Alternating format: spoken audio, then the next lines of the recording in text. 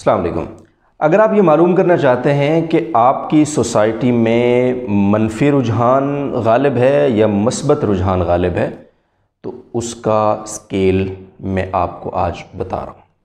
वो स्केल ये है कि आप अपने फेसबुक अकाउंट पे या जिस भी वेबसाइट को आप यूज़ करते हैं, फेसबुक के अलावा ट्विटर है, इंस्टाग्राम है, यूट्यूब है, दीगर जो भी साइट्स हैं, वहाँ पर आप ये करना है आपने कि आपने एक पॉजिटिव ख़बर लिखनी है और उसके बाद उस पर रिस्पॉन्स आपने देखना है, और एक नेगेटिव ख़बर पोस्ट करनी है जिसका हकीकत से ताल्लुक़ नहीं होगा, या हकीकत से ताल्लुक़ होगा भी लेकिन हमारे मुल्क, हमारे मफाद, हमारे हर चीज़ के वो अगेंस्ट होगी और वो ओवरऑल एक नेगेटिव न्यूज़ होगी।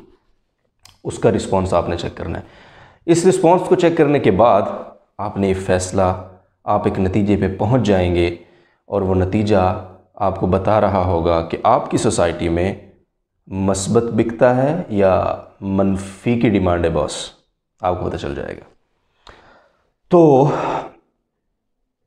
मैं आपको बताऊं, मैंने स्केल लगाया है। मैं कोशिश करता हूं नेगेटिव पोस्टिंग ना करूं। मुल्क में कोई रियल क्राइसिस भी है, कोई नेगेटिव न्यूज़ ब्रेक भी हो रही है, उसका हकीकत से भी ताल्लुक़ है, तो भी मैं उसे अवॉइड करूं, बिकॉज कि उस नेगेटिव न्यूज़ को आप तक पहुंचाने के लिए मेरे अलावा बहुत सारे दानिश्वर ऑलरेडी मौजूद हैं। इसलिए मेरी कोशिश ये होती है कि कोई भी अगर पॉजिटिव चीज़ है और उस पॉजिटिव चीज़ के साथ बराह रास्त मेरी ज़ात को फ़ायदा बेशक ना हो, लेकिन ultimately end of the day, end of the time मेरे मुल्क को, मेरे मुल्क के लोगों को और मेरे मुल्क के इन्वायरमेंट को उसका फ़ायदा हो रहा है, तो मैं वो ख़बर पोस्ट करता हूँ। मैं आपको उसकी एक मिसाल देता हूँ। मैंने कल अपने फेसबुक अकाउंट से एक ख़बर पोस्ट की।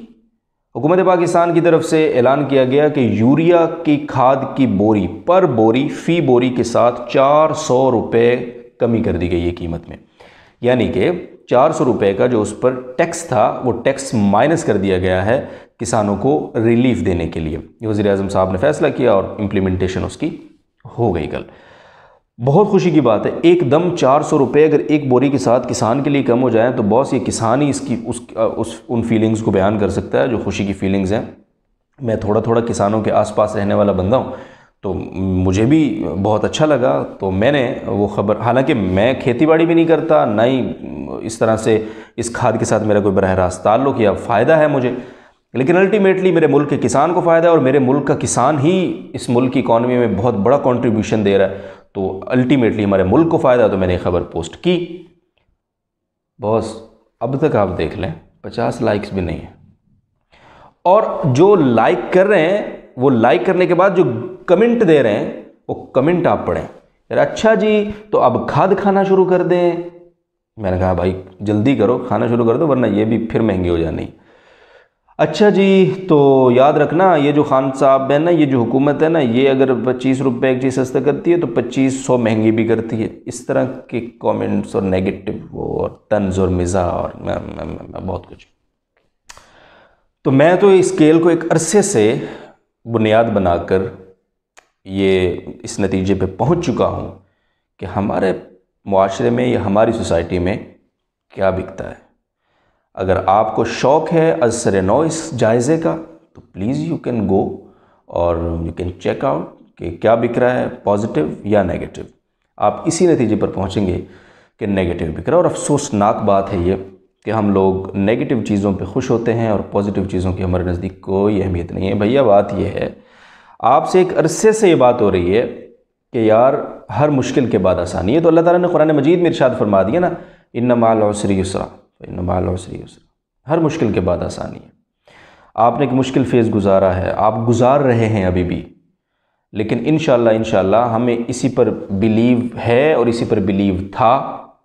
अल्लाह ताला की ज़ात पर भरोसा रखकर हम हुस्न गुमान के साथ, ये हमारा दिल कहता था कि इंशाअल्लाह इस मुल्क के हालात बेहतर होने हैं।